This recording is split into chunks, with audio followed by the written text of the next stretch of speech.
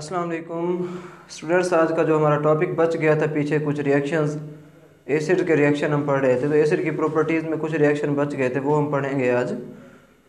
तो सबसे पहले रिएक्शन, एसिड के रिएक्शन बेस से पढ़ेंगे कि एसिड का बेस के साथ रिएक्शन होता कैसे है।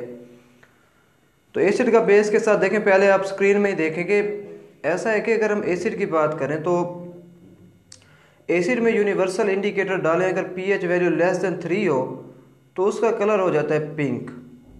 इसी तरह अगर हम बेस की बात करें तो बेस जिसकी पीएच तकरीबन, बेस वही होते हैं जिनकी पीएच 7 से ऊपर हो, तो हम BH 11 वाले में देखते हैं, तो उसमें अगर हम डालें तो एसिड कलर हो जा रहा है अपना पर्पल। अब एसिड और जब हम बेस का रिएक्शन कराते हैं तो न्यूट्रलाइजेशन रिएक्शन होता है और कलर डीकलराइज हो जाता है। तो हम ये रिएक्शन कर भी लेते हैं। देखें, ऐसा है कि हमारे पास एक एसिड है HCl, रिएक्शन करवाएंगे NaOH के साथ, इसे कहते हैं न्यूट्रलाइजेशन रिएक्शन। जब रिएक्शन करवाते हैं तो साल्ट बनता है, NaCl एक साल्ट है, साथ में वाटर भी बनता है, न्यूट्रलाइजेशन कहते हैं इस रिएक्शन को। रिएक्शन का मैकेनिज्म देख लेते हैं। H और Cl, हाइड्रोजन की इलेक्ट्रोनेगेटिविटी कम, क्लोरीन की ज़्यादा, इसकी होती है जी 3.2 और इसकी है 2.2, तो इलेक्ट्रॉन का पेयर ये ले जाता है, तो H पॉजिटिव और Cl नेगेटिव। इस तरह Na और OH की ये स्ट्रक्चर होती है, O और H, इसकी इलेक्ट्रोनेगेटिविटी ज़्यादा होती है, जब बॉन्ड ब्रेक होता है इस पर पॉजिटिव इस पर नेगेटिव। वैसे भी मेटल्स इलेक्ट्रॉन के डोनर हैं, तो यहाँ NaCl भाग के रिएक्शन कर जाते हैं, ये तो बन जाएगा NaCl, H प्लस और OH नेगेटिव आपस में रिएक्शन करेंगे तो ये क्या बन जाएगा H2O, तो ये रिएक्शन हो गया। अब दूसरा रिएक्शन जो है, दूसरा रिएक्शन कहते हैं मेटल ऑक्साइड। किसी मेटल के साथ ऑक्सीजन लगा हो तो उसे मेटल ऑक्साइड कहते हैं। मिसाल के तौर पर जैसे कॉपर के आगे ऑक्सीजन लगाओ, कॉपर की वैलेंसी 2 और ऑक्सीजन की भी 2, तो पूरी वैलेंसी। इस तरह ऑक्सीजन की वैलेंसी 2 है, यहाँ Na लगा दो तो Na2O, ये भी जो एक मेटल ऑक्साइड, आयरन ऑक्साइड, इन्हें कहते हैं कि ये मेटल ऑक्साइड है। किसी मेटल के आगे ऑक्सीजन लगाओ तो उसे मेटल ऑक्साइड कहते हैं।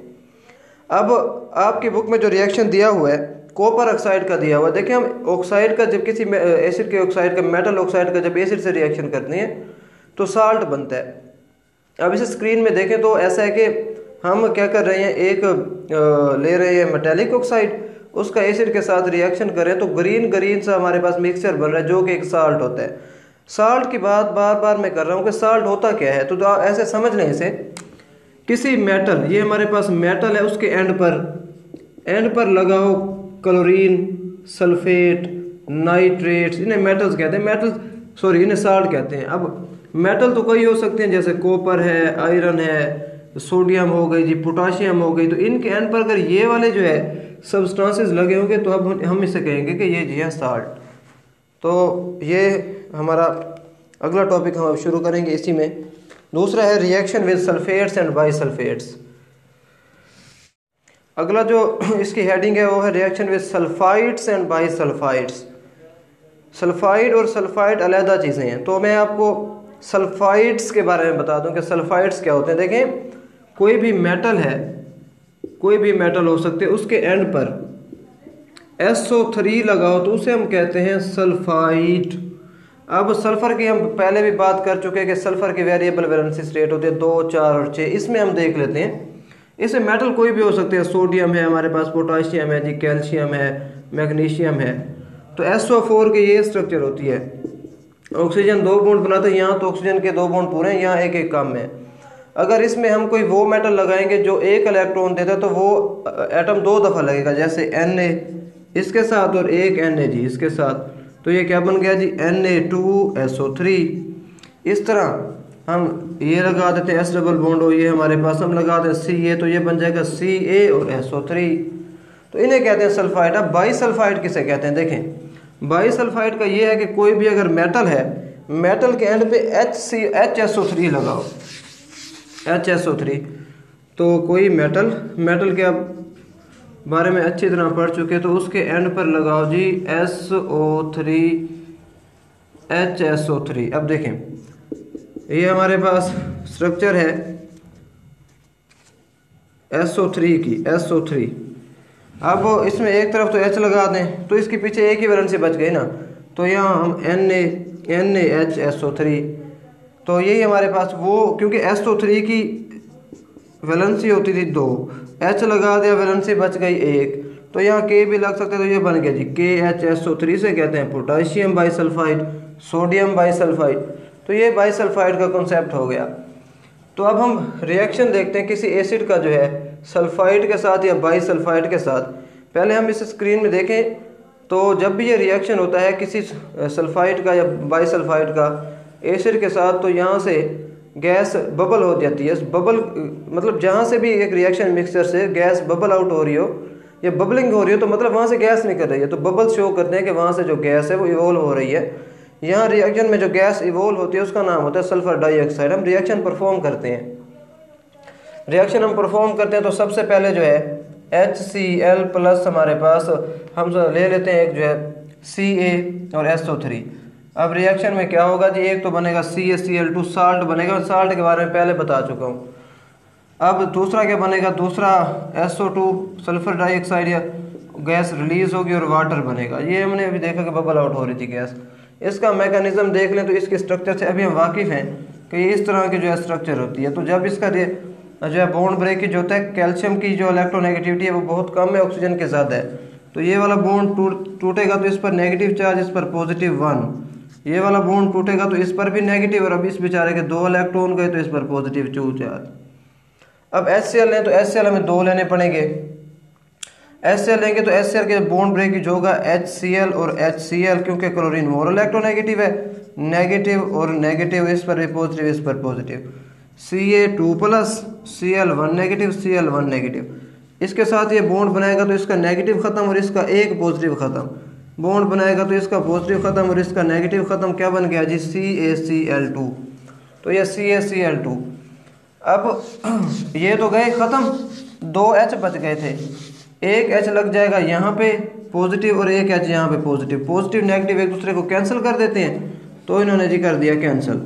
अब दोबारा क्या होगा, दोबारा ये होगा कि S डबल बॉन्ड हो, ये O और ये H और ये OH। जब ये वाला बॉन्ड ब्रेक होगा तो ऑक्सीजन के इलेक्ट्रोनेगेटिव सल्फर से ज़्यादा है, तो इस पर चार्ज आ जाएगा नेगेटिव और इस पर चार्ज आ जाएगा पॉजिटिव। ये वाला जब बॉन्ड ब्रेक होता है तो हाइड्रोजन की इलेक्ट्रोनेगेटिविटी कम है, तो ये ऑक्सीजन की ज़्यादा, हाइड्रोजन की कम। देखें ये पॉजिटिव नेगेटिव H2O बन जाएगा, ये H2O बन गया। पीछे बच गया सल्फर डाइऑक्साइड। मैंने आपको बताया था कि पॉजिटिव नेगेटिव चार्ज में बॉन्ड बनते हैं जी, बनते हैं। तो ये जो है SO2, तो सल्फर डाइऑक्साइड भी बन गया।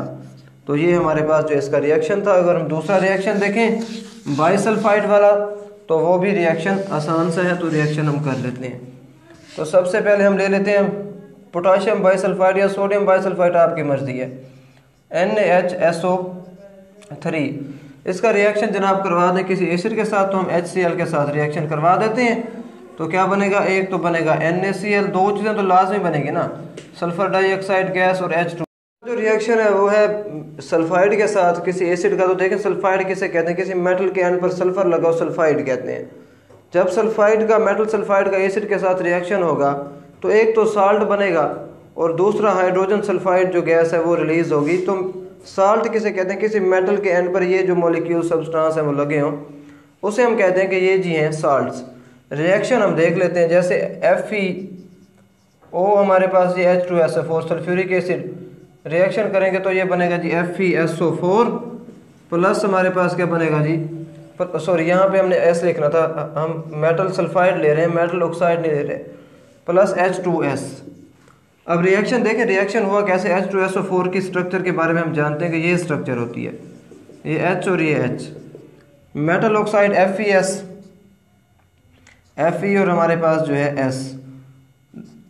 तो ये अब यहाँ जब बॉन्ड ब्रेक होगा तो क्या आएगा, इस पर चार्ज आएगा पॉजिटिव और इस पर भी चार्ज हमारे पास क्या आ जाएगा जी, पॉजिटिव चार्ज। अब ये वाला जब बॉन्ड ब्रेक होगा तो सल्फर मोर इलेक्ट्रोनेगेटिव है, तो इस पर 2 माइनस चार्ज आएगा, इस पर 2 पॉजिटिव चार्ज आएगा।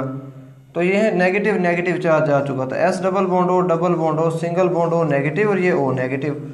और Fe2 प्लस जब इससे ये इलेक्ट्रॉन शेयर करेगा तो Fe1 प्लस बन जाएगा, क्योंकि एक जो है नेगेटिव एक पॉजिटिव को न्यूट्रलाइज करेगा। ये जब इसे न्यूट्रलाइज करेगा तो इस पर नेगेटिव चार्ज खत्म, इस पर पॉजिटिव खत्म, तो ये बन गया सीधा सीधा Fe और SO4। अब देखें S2 नेगेटिव H प्लस और हमारे पास H प्लस, 2 H प्लस थे, ए हमारे पास एक H+ में यहाँ एक H+ और S2 नेगेटिव, तो ये इससे बॉन्ड बनाएगा तो ये बन जाएगा, एक नेगेटिव बच जाएगा। ये इससे बॉन्ड बनाएगा तो पॉजिटिव न्यूट्रलाइज, तो ये नेगेटिव भी ख़त्म, तो ये जी H2S। ये हमारे पास थी प्रॉपर्टीज़ ऑफ एसिड थी। अल्लाह हाफिज़।